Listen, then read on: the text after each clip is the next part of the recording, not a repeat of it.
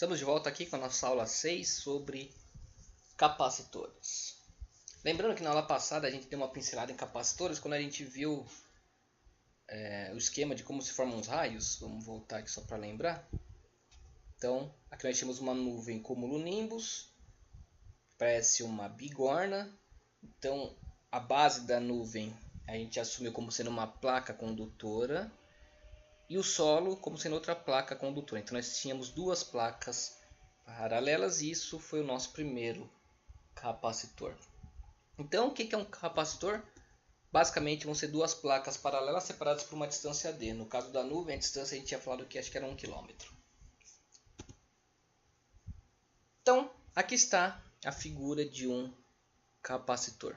Duas placas paralelas separadas por uma distância d. Repara que uma das placas tem carga positiva, enquanto que a outra placa tem carga negativa. Então nós temos densidades diferentes de carga nas placas.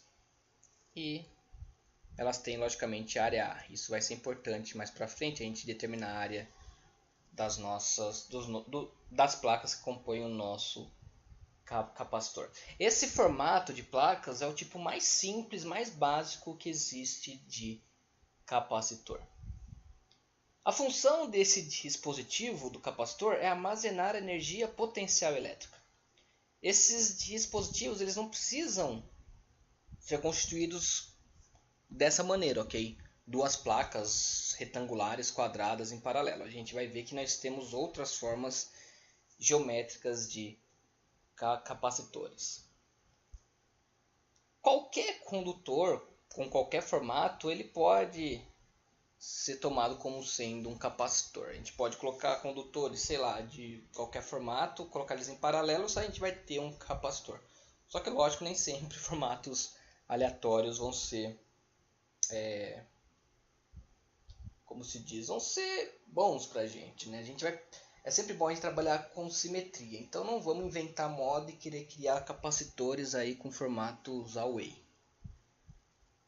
Então a primeira coisa, vamos definir a capacitância do capacitor. E o que é a capacitância?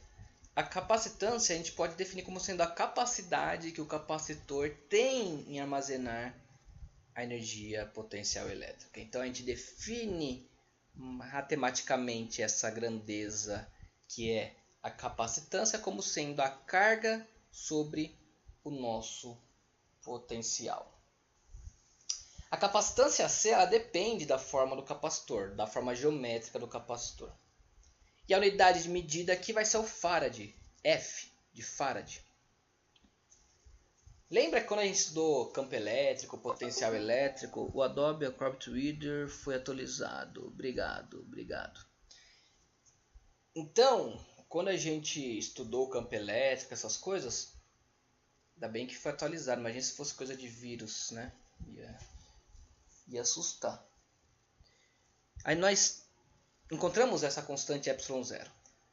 Agora que a gente sabe o que é a capacitância e como a gente mede a capacitância, a gente pode obter ε0 em termos da capacitância. Ou seja, ε0 é igual a 8,85 picofarad por metro. Essa é outra unidade usual de capacitância. Então vamos lá. Aí nós temos uma esfera condutora de raio R. A gente sabe que o potencial na superfície dessa esfera é dado por essa expressão. Q sobre 4πε0 vezes o raio da esfera. Usando essa expressão do potencial no cálculo da capacitância, a gente encontra que a capacitância para essa esfera condutora é igual a 4πε0r. Um cálculo bem simples. Mas beleza. Isso é tão simples que não é muito interessante para a gente. Para ficar mais interessante, a gente pode encontrar um modo de determinar a capacitância das placas paralelas, né, que nós vimos no comecinho da aula. Então, qual que vai ser a capacitância de um capacitor formado por placas paralelas como a da imagem aqui? Bom, nesse caso é interessante a gente começar a trabalhar com densidade superficial de cargas. Por quê? Porque a gente vai ter cargas espalhadas sobre uma superfície, sobre placas de um capacitor Então é sempre bom a gente olhar para a carga em termos da sua densidade. Então beleza, a carga vai ser escrita como sigma vezes A. Sigma é a densidade superficial de cargas, A é a área da placa do nosso capacitor. D é a distância entre as placas, então a gente pode escrever o potencial dessa forma. O campo elétrico ali no interior vezes a distância. Essa equação surgiu lá quando a gente estudou aqui, ó, quando a gente estudou as tormentas, né, a tempestade, na aula 5. Então, é a mesma equação. Cadê? Opa, spoiler, volta. Opa, spoiler, volta. Ok? Então, carga é isso, V é isso, substitui na fórmula da capacitância, que é sobre V, sigma A sobre E, D. Lembra, por Gauss, que o campo elétrico gerado por uma placa é sigma sobre ε0. A gente viu isso, eu acho que a gente viu isso pelo menos, não lembro se eu fiz ou se eu deixei de dever, mas provavelmente eu fiz. A gente viu isso quando a gente estudou lei de Gauss. Então, usando essa expressão do campo elétrico aqui, a gente vai obter esse resultado aqui, ó, sigma A ε0 dividido por sigma D. Corta os sigmas, então a capacitância gerada por esse capacitor de placas paralelas é A ε0 sobre D. A área das placas, ε0 é constante e D é a distância entre as placas. Então vamos agora obter um modo prático para calcular as capacitâncias. Desculpa, minha água acabou e minha boca já está começando a ficar seca. Porque embora a aula começou agora, certo, eu já estava fazendo outras coisas aqui voltada ao ensino. Mas beleza, a vida que segue, a gente que sofre. Então uma coisa que sabemos é que a forma geométrica está intimamente ligada à capacitância do capacitor. Eu falei isso uns minutos atrás. Então vamos escrever o seguinte, vamos escrever de uma maneira geral a capacitância em função da forma geométrica, que é esse L estilizado. Então uma capacitância geral generalizada, que a gente vai chamar de C0, é igual a ε0 vezes a forma geométrica do nosso capacitor. Então quando a gente quiser determinar a capacitância, além da forma geométrica, a gente vai ter que olhar para o potencial. A gente precisa do potencial para calcular a capacitância. Está aqui, ó, potencial surge aqui. Só que para calcular o potencial, isso a gente já viu também, nós precisamos primeiro determinar o campo elétrico. Então a gente precisa do potencial, precisa do campo elétrico. O fato é que, como a gente vai trabalhar com capacitores com formato simétrico, a gente vai poder recorrer à lei de Gauss para nos ajudar na obtenção do campo elétrico. A lei de Gauss ela fornece para a gente o campo elétrico. Como a gente vai ter simetrias, a gente vai usar a lei de Gauss. Então a lei de Gauss nos fornecerá o campo elétrico e a partir do campo elétrico, a partir da integração do campo elétrico, a gente vai encontrar o potencial. Então o que é preciso para encontrar a capacitância? Primeiro, o campo elétrico. A partir do campo elétrico a gente encontra o potencial elétrico. Então isso a gente vai conseguir obter a nossa capacitância. Então nós vamos precisar de 3 passos para resolver o nosso problema. O primeiro passo é aplicar a lei de Gauss. Integral de E dA é igual a Q sobre ε0. Essa é a lei de Gauss. Isso vai nos permitir encontrar o campo elétrico. A partir do campo elétrico, a gente integra o campo elétrico e encontra o potencial. Encontra o potencial, substitui na fórmula da capacitância. Então vamos ver um exemplo onde nós temos um capacitor formato cilíndrico. Acho que essa imagem foi tirada do Halliday, se eu não me engano. Do volume 3, quem tiver volume 3, acho que é edição 8, edição 9, edição 10, edição, sei lá, que edição que tá. Vocês podem provavelmente achar essa imagem lá. Então nós temos um capacitor cilíndrico. Então ele é formado por 2 cilindros condutores em paralelo. O cilindro interno tem raio A, que a gente está vendo o capacitor de cima. Então o cilindro interno tem raio A e o cilindro externo tem raio B.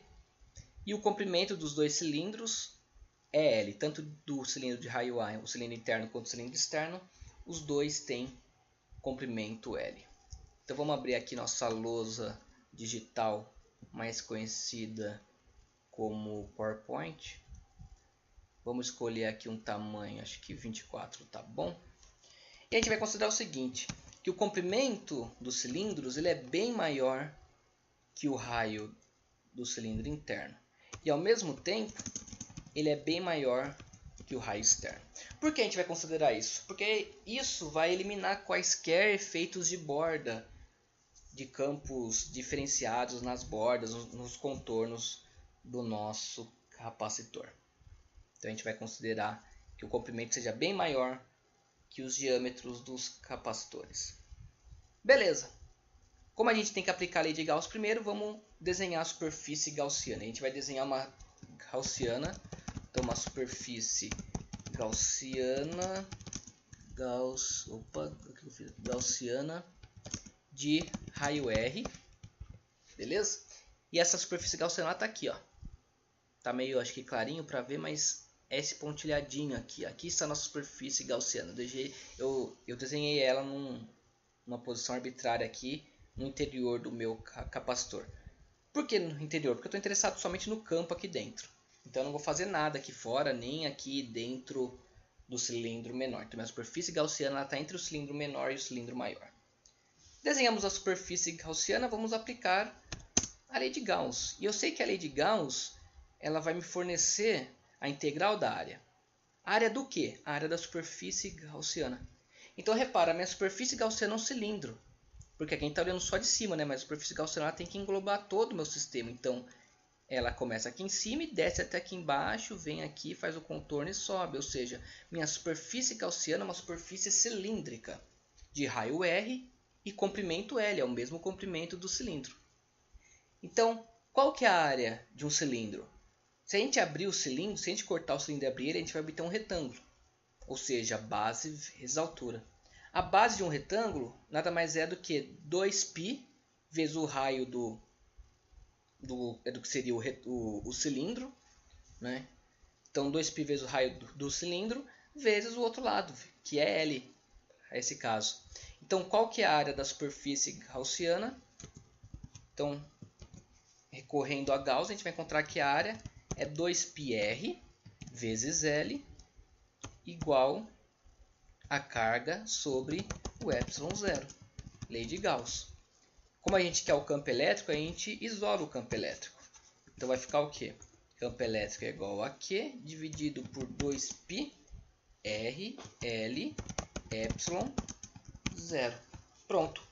Já fizemos o primeiro passo, que é calcular o campo elétrico. Segundo passo. Bom, segundo passo a gente vai fazer agora o cálculo, vou escrever, né? Cálculo do potencial. Então como que a gente calcula o potencial? O potencial é igual a menos, vamos lembrar, na integral do campo elétrico. Cadê aqui? Vetorzinho. Campo elétrico em função do raio R, da coordenada radial. Então, para esse caso, quanto que vai nosso campo elétrico? Q 2πr L ε0. Opa, faltou o R. Ah não, o R está aqui, eu que não vi. Q 2πr L ε0. Então nós já temos o campo. Repara que nossa integral vai ser feita com respeito a R. Ou seja, tudo que não for R aqui vai sair da nossa integral. Então, o Q vai sair, o 2π vai sair, o L vai sair e a constante epsilon vai sair também. Basicamente, todos esses termos aí são constantes para a nossa integração. E o que eu vou integrar? Bom, eu vou integrar somente em função de R. Então, como R ficou na integral, ele está aqui. É 1 sobre R, certo? Porque o R está no denominador. E eu vou integrar da onde até onde? Bom, eu vou integrar, nesse caso, isso aqui a gente vai assumir como sendo dessa maneira, a gente vai integrar da densidade de cargas negativas até a densidade de cargas positivas. E a gente vai assumir que a densidade de cargas negativas está na superfície e as positivas estão no interior. Então, no caso aqui, essas setinhas laranjas são as linhas de campo. Maravilha? Então, nós vamos integrar de fora para dentro, da onde a gente tem o campo máximo até onde a gente tem o campo mínimo, que é aqui na superfície de raio A. Essa integral é fácil de fazer. Não tem segredo algum. É uma integral bem fácil. Por que ela é bem fácil? Por conta de ser 1 sobre R. Integral de 1 sobre R é o logaritmo. Então nós vamos ter o quê? V é igual a menos... Vamos copiar isso daqui porque a gente pode fazer isso. Espera aí. Menos... O que eu fiz aqui? Aí. Menos... E agora entra a parte da integral. Então, qual é a integral de 1 sobre R? Ln. Aplicando os limites, Ln de A menos Ln de B. Pronto. Resolvemos a nossa integral. A gente pode aprimorar esse resultado. Vamos pegar esse valor negativo e vamos sumir com ele. Como a gente faz isso? Invertendo aqui dentro. Então, a gente vai encontrar que no final o potencial é igual a isso daqui.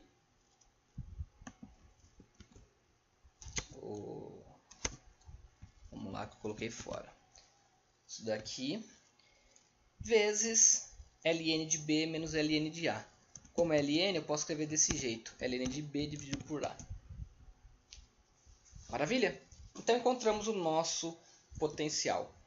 Como encontramos o nosso potencial, agora a gente vai para o terceiro passo. Qual que é o terceiro passo?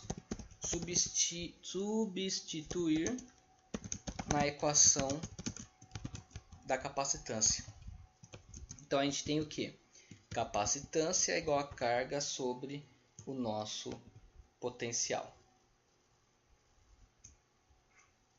Maravilha? Então vai ficar o que? Carga dividido por todo esse termo aqui grandão. Dividido por tudo isso daqui.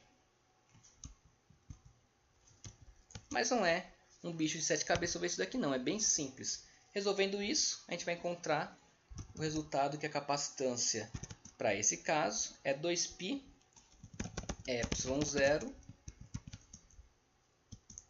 E aqui eu vou colocar assim, L dividido por Ln de B dividido por A. Pronto, calculamos a capacitância no nosso cilindro. Ok, pessoal? Então, esse é um exemplo de como a gente calcula a capacitância. A gente poderia ter outra forma, a gente poderia ter uma esfera, como é o caso, que, por exemplo, é um capacitor esférico. No caso, a nossa superfície gaussiana seria uma superfície esférica. Novamente, a densidade de cargas positivas estaria dentro, a densidade negativa estaria fora, e a gente integrar do negativo para o positivo. No sentido contrário ao campo. Porque lembra até que nosso potencial aqui tem o caráter negativo, quando a gente vai calcular. Então a gente integra basicamente de fora para dentro. Maravilha? Mas não vou fazer esse cálculo aqui. Eu ia fazer, mas eu pensei bem e talvez fique como dever aí para vocês fazerem. É igualzinho que a gente fez aqui. É a mesma coisa. A única diferença básica é que essa integral aqui, bom, logicamente vai mudar aqui a área, né? No caso, a área de uma esfera é o que? É 4πr ao quadrado. Então, a minha integral aqui vai ser em função de 1 sobre r ao quadrado.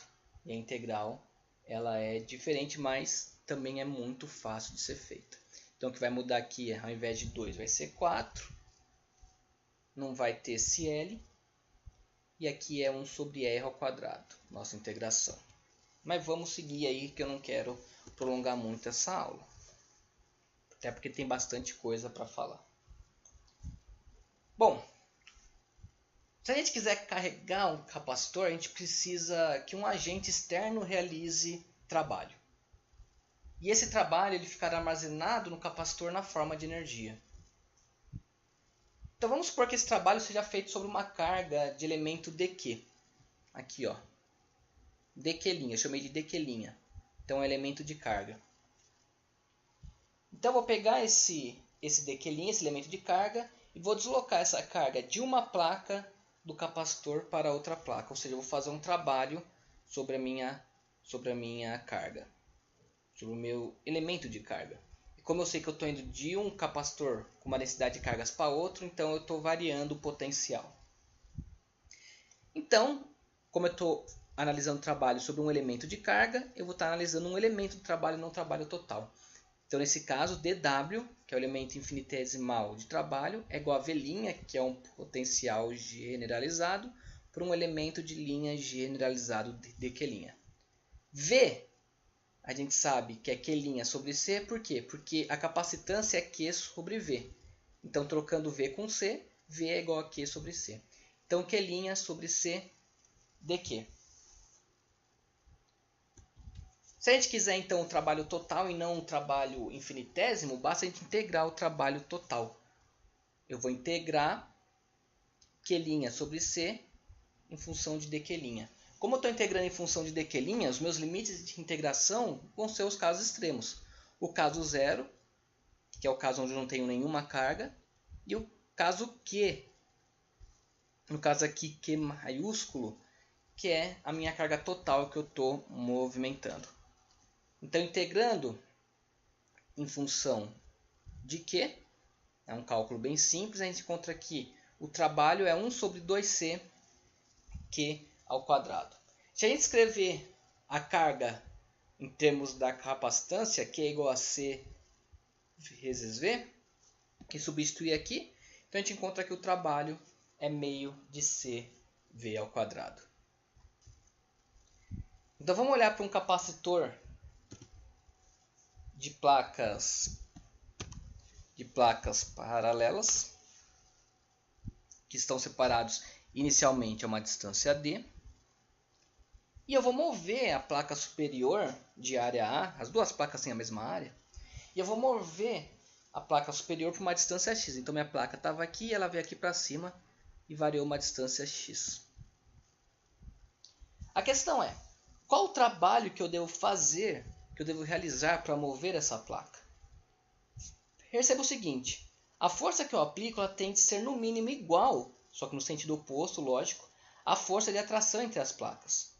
Se eu quiser mover a placa com velocidade constante, então logicamente a força que eu tenho que fazer é F igual a Q vezes Z, que é a força elétrica. Então essa é a força que eu tenho que fazer para mover a placa com velocidade constante, ou seja, para manter uma aceleração nula sobre o meu sistema. O trabalho, lembre, ele é escrito como F vezes x, no caso x é o deslocamento. E agora vamos lá. Aqui a gente tem um termo F igual a meio de Q vezes Z. A questão é, por que eu tenho a força escrita desse jeito, sendo que era Q vezes Z, porque agora é meio de Q vezes Z. Então vamos prestar atenção nisso. Existem pares de força. Eu tenho duas placas, eu tenho a placa superior e tenho a placa inferior. Eu tenho cargas na placa superior, cargas na placa inferior. Então, quando eu movo a placa de cima, por exemplo, eu estou movendo as cargas da placa de cima que estão interagindo com as placas da carga de baixo. Então, a placa de cima ela interage com a placa de baixo. Ao mesmo tempo, a placa de baixo interage com a placa de cima. É uma ação e reação. Então, para eu não contar a força duas vezes, uma vinda da placa de cima e outra vinda da placa de baixo, eu posso tomar a média das forças. E aí eu vou ter certeza que eu vou estar analisando apenas uma das placas. Então, eu escrevo a força como sendo uma média. Então, Q vezes Z dividido por 2, ou meio de Q vezes Z. Então, como que fica meu trabalho? Meu trabalho F, meio de Q vezes Z, vezes a distância x. Usando a densidade superficial de cargas, lembrando, escrevendo carga como sigma vezes A, nosso trabalho vai ficar escrito dessa maneira aqui. Meio de sigma vezes A, que é a área da placa, vezes o campo elétrico, vezes a distância x. Agora, olha só que interessante. O termo AX, esse termo aqui, ó, A, que está multiplicando o E que multiplica X, ou seja, A multiplica X, aqui ó, X, vamos tentar pegar só o X. Entenderam, né? O A que multiplica o X. O que é o A? A é a área. X é a altura. Ou melhor, deslocamento. Mas se a gente olhar por essa figura aqui, ó, a gente tem que a área está aqui, ó, enquanto que o X está aqui. Ou seja, área vezes altura. Ou seja, o que é área vezes altura? É um elemento de volume. Então, a multiplicação de A vezes X me dá o volume da região demarcada pelo movimento da placa. Então, vamos chamar esse A vezes X, vamos chamar de Vzinho de volume. Eu chamei de minúsculo para a gente não confundir com o nosso potencial. Assim, a gente escreve o trabalho como sendo meio de sigma vezes o campo vezes o volume. Lembrando, né, que o campo de uma placa é sigma sobre ε0. Então, esse sigma a gente pode escrever como sendo, passo ε0 para cá, E vezes ε0. Então, usando esse valor de sigma aqui, sigma E ε0 vezes E vezes V, multiplicando E com E, então a gente vai encontrar que o trabalho é o quê? Meio de ε0 E ao quadrado vezes o elemento de volume que a gente encontrou. Se a gente passar esse volume para cá, se a gente dividir tudo pelo volume, então a gente vai encontrar o que a gente chama de densidade de energia, que eu chamei desse Uzinho estilizado. Então a nossa densidade de energia é meio de ε0 E ao quadrado. Repara o seguinte, a gente chegou nesse resultado partindo de um capacitor de placas paralelas. Só que, para nossa alegria, esse cálculo ele vale para qualquer tipo de capacitor. Como podemos alterar a capacitância sem alterar a forma geométrica de um capacitor? Para entender como isso é possível, a gente deve recorrer aos dielétricos. Então, o que é um dielétrico? Dielétricos, né, eles são materiais isolantes. Só que, quando eles são submetidos a um intenso campo elétrico, eles passam a conduzir eletricidade. A gente viu na aula passada raios. Olha aqui que bonito. E a gente viu que o ar ele é um isolante. Só que à medida que o campo elétrico se torna muito intenso, o ar passa a ser um condutor e aí ocasiona o percurso, né? Ele forma um circuito nuvem para o solo para formar o raio. Então, para um campo elétrico ele ser capaz de converter um isolante num condutor, é preciso que esse campo elétrico ele vença o que a gente chama de rigidez dielétrica. Em outras palavras, resistência dielétrica do material em questão. Outro fator importante é que os dielétricos eles podem ser polares ou apolares. Nós vimos que a capacitância ela depende também da forma geométrica do nosso aparato, do nosso capacitor. De modo que a gente escreveu, vamos voltar lá só para refrescar a memória. Cadê? Aqui, a gente escreveu a capacitância em termos da forma geométrica, L. Vamos voltar aqui. O famoso físico Michael Faraday, a unidade de medida Faraday vem em sua homenagem, ele descobriu que quando o interior de um capacitor é preenchido com um dielétrico, então a relação da capacitância ela muda. Então, esse casinho representa o dielétrico.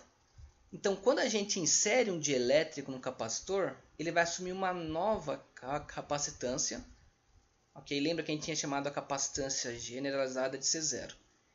Se a gente insere um dielétrico, então a gente obtém um novo capacitor C.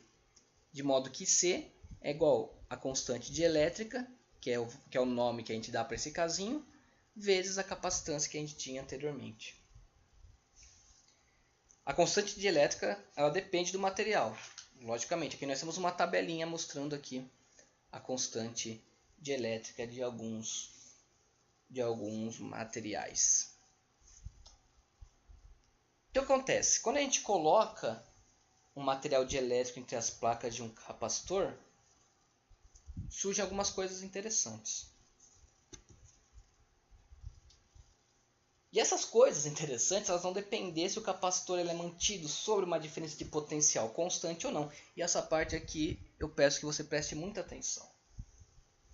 Se a diferença de potencial, se a DDP for mantida constante, então a carga das placas do capacitor vai aumentar. Se por outro lado a carga se mantém sempre a mesma, então a diferença de potencial ela vai alterar. Nesse caso, a DDP vai diminuir.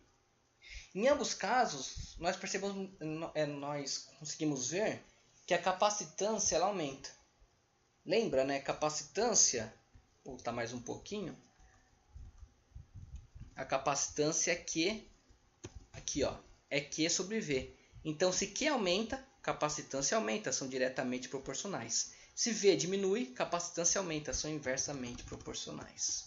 Então, em todo caso, aumentando um, diminuindo o outro, a capacitância ela aumenta. Então, o que o dielétrico faz? Ele aumenta a sua capacitância. E uma coisa interessante, né? Voltando para essa equação. Note que a constante dielétrica ela está alterando o valor de ε0. E esse ε0 ele corresponde ao vácuo. Ou seja, a permissividade, que é o nosso ε0, quando a gente insere um capacitor, a permissividade está sendo multiplicada por um valor K. Ela está sendo alterada por um valor K. Isso também é algo muito interessante. E é logicamente esse aumento, essa mudança de ε0 que vai aumentar a nossa capacitância. Então, um dielétrico, o campo elétrico, ele surge dessa fórmula. Dessa forma, 1 sobre 4π Kε0 vezes Q sobre R ao quadrado. Olha a constante dielétrica aparecendo aqui. Olha o nosso casinho. Então, quando a gente tiver um dielétrico, nós vamos reescrever a lei de Gauss dessa forma aqui. Ó. Ou seja, a gente não está mais trabalhando no vácuo, ok? Nós estamos trabalhando no meio material. Então, como a lei de Gauss é Q sobre ε0, como agora nós temos um dielétrico, a gente multiplica o ε0 por um valor Qzinho. Qzinho não, Kzinho. Pegando ambos os lados e multiplicando por Kε0, do outro lado vai ficar somente o Q. E esse resultado ele surge muito aí para o pessoal que faz engenharia elétrica. O produto de Kε0e é o que a gente chama de vetor de deslocamento elétrico, que na literatura a gente costuma representar por D. Engenheiros costumam chamar esse D de campo elétrico, enquanto os físicos chamam E de campo elétrico, os engenheiros costumam chamar D de campo elétrico, porque eles estudam logicamente em meios materiais.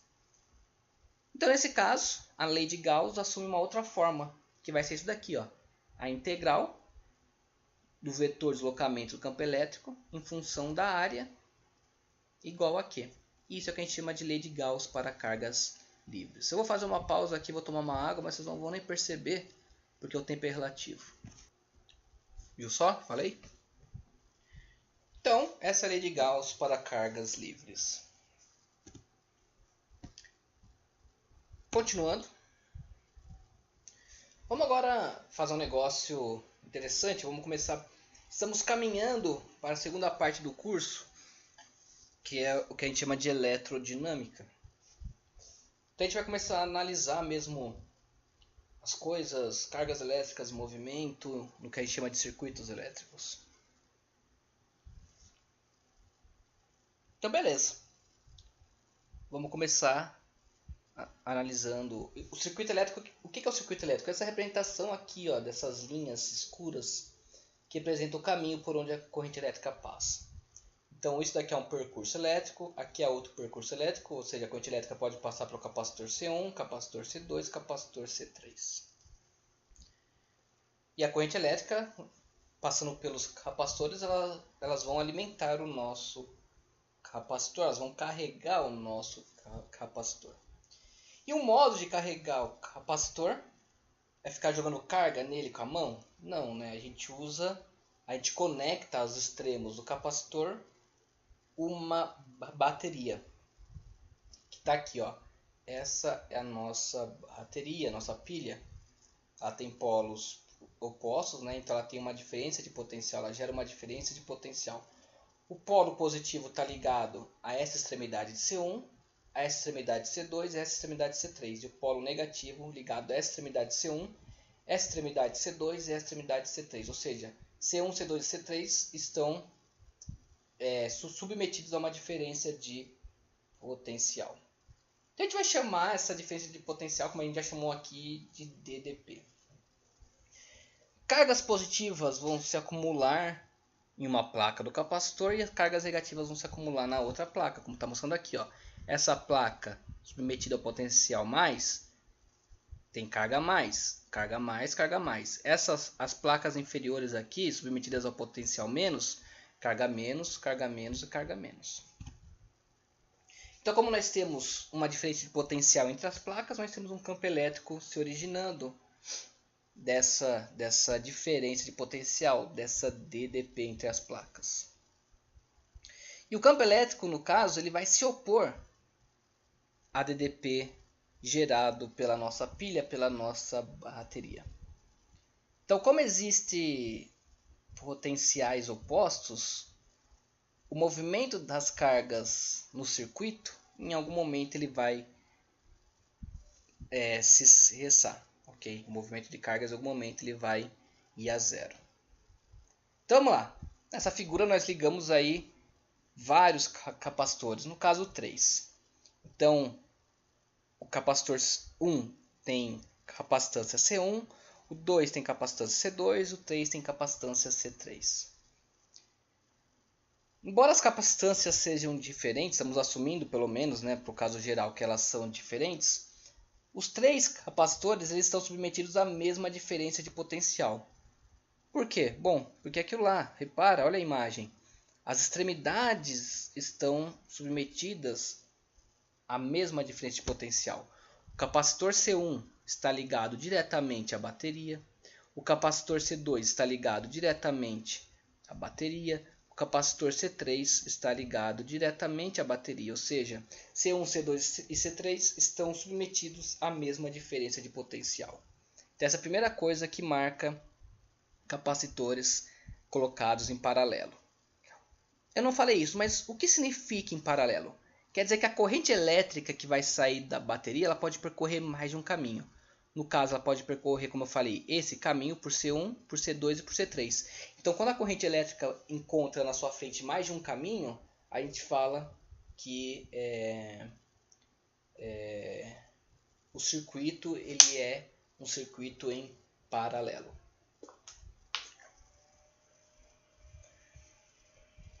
Então, se nós assumirmos que as capacitâncias são diferentes, uma vez que a tensão é a mesma, a gente tem que assumir que as cargas também vão ser diferentes. Então vamos escrever o seguinte, ó. Vamos escrever aqui para o capacitor, qual que era o mesmo tamanho que eu estava usando? 24, né? Que para o capacitor 1, a carga nele é carga 1. Então, capacitor C1 e a tensão é V. Para o capacitor 2, a carga, vamos dar um espaço maior aqui. A carga é Q2, capacitância é C2, mas o potencial é o mesmo, V. E por fim, para o capacitor 3, a carga é C3, capacitância é 3, mas o potencial é o mesmo. Então, repara o seguinte, nós temos cargas diferentes. Uma parte da carga que sai daqui ela passa por C1, outra parte passa por C2, outra parte passa por C3.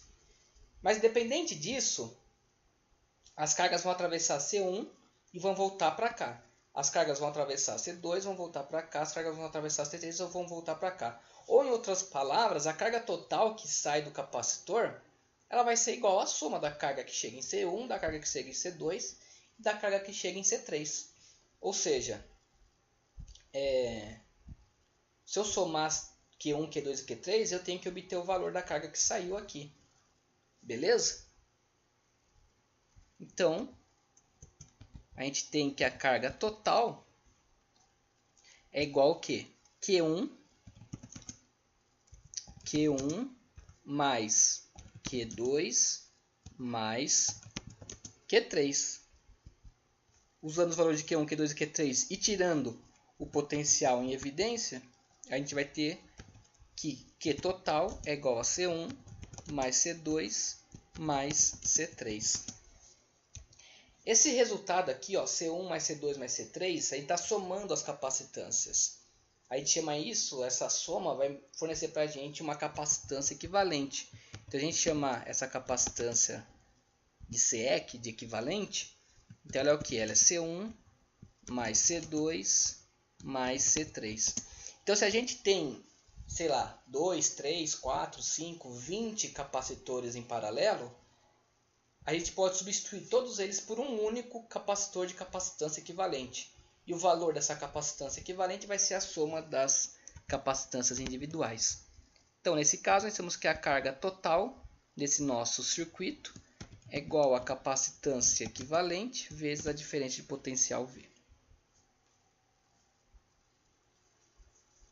Maravilha? Agora, um outro caso é o seguinte. Nós temos capacitores em série.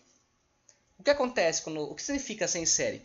Que repara o seguinte, a carga ela só tem um caminho para percorrer, ou seja, ela entra em A e vai sair em B, ou seja, ela vai percorrer a mesma carga, ela vai percorrer C1, C2, C3. Então, quando num circuito nós temos um único caminho para percorrer, nós temos um circuito em série.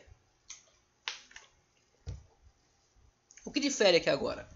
Repara o seguinte, a extremidade esquerda de C1 está ligada diretamente à bateria.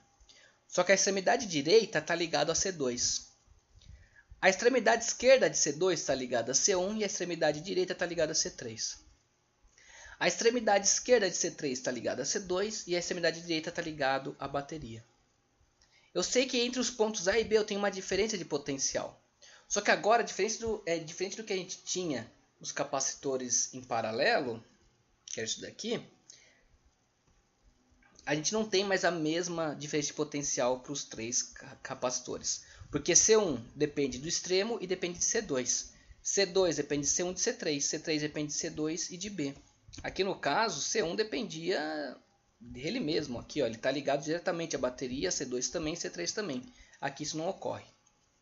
Então, diferente do que a gente tinha no capacitor em paralelo, aqui nós vamos ter o seguinte. A carga vai ser a mesma nos três capacitores, porque é o único caminho para a carga percorrer. E o que vai alterar agora são as diferenças de potencial. Então, vamos ver. Como que a gente vai ficar as equações, então? A carga é a mesma, então a gente tem C1 igual a V1. Carga C1 vezes V1.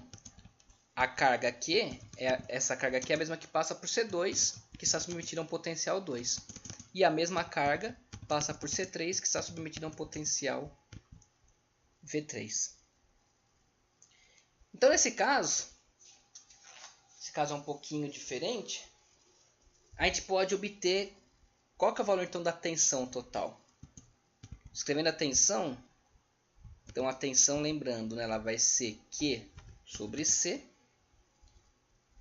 Só que nesse caso, a carga é sempre a mesma, que está variando é a tensão C. Então, o V total, ele é a soma de V1. Vamos escrever assim, vou escrever aqui embaixo, fica melhor. Então, o V total ou V equivalente, né? Ele é o que? V1 mais V2 mais V3. Se eu somo o potencial em cada um, eu tenho o potencial total.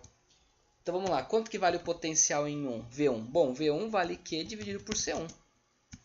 Mais, quanto que vale o potencial em V2? V2 é Q dividido por C2. Potencial em V3, Q dividido por C3. Então, o potencial equivalente é o que? Eu tiro o Q em evidência e vou fazer a soma das capacitâncias. 1 sobre C1 mais 1 sobre C2 mais 1 sobre C3. Maravilha?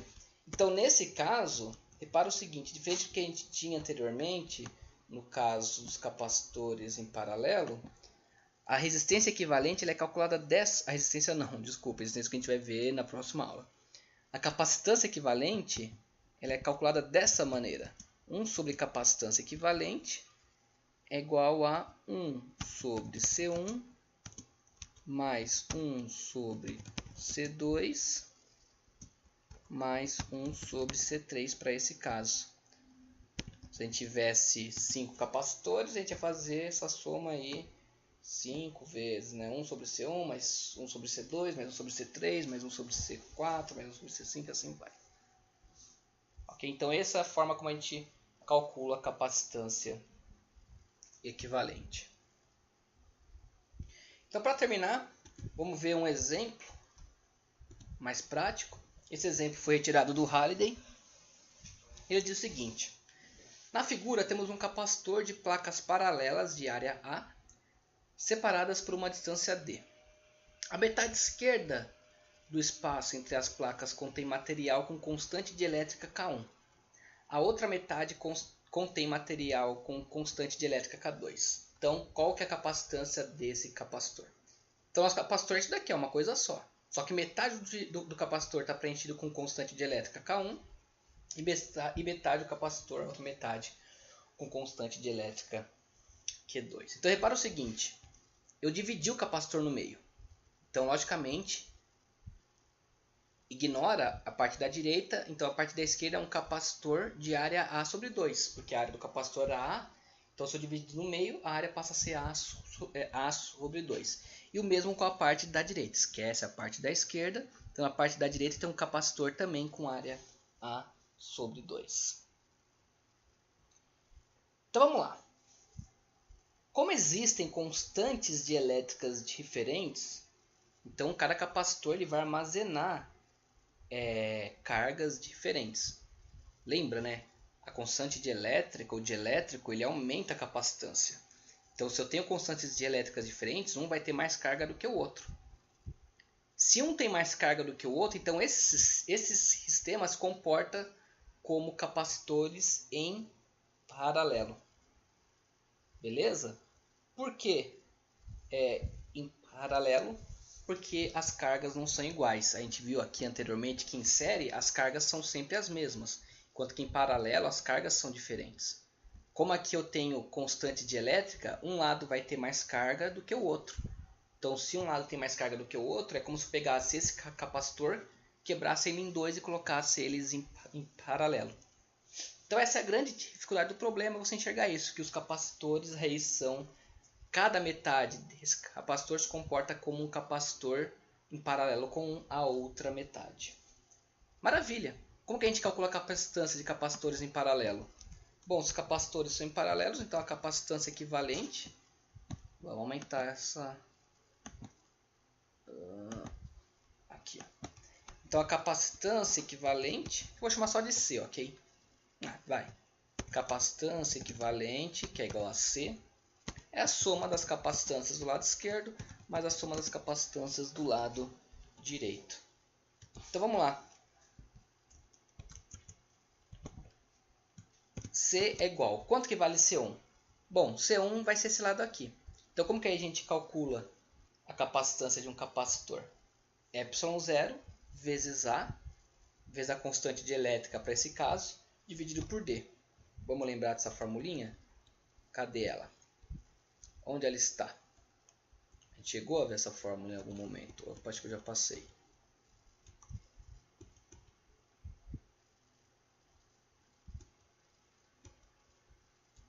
Cadê? Não estou achando ela agora. Ah não, está mais para frente. Que tem que voltar um pouco mais. Estava chegando nela. Calma, vamos chegar. Cadê? Aqui. Certo? Então, a área vezes ε0 sobre D. Só que lembra, agora o ε0 está sendo multiplicado por uma constante K. Então, A ε0 vezes K dividido por D. Quanto que vale o A? O A vale A sobre 2, né? Porque a gente dividiu no meio.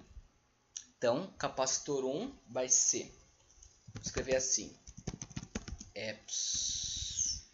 epsilon 0 A vezes A dividido por 2, A dividido por 2, vezes K1 dividido por D. Mais, quanto que vale o capacitor 2?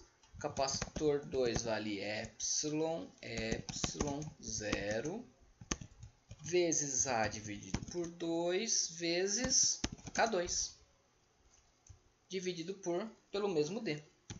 Maravilha, né? Agora é só somar isso daí. A soma desses dois vai dar o quê? Epsilon 0, eu sempre erro, var epsilon 0 vezes A, porque A meio mais A meio dá A, D,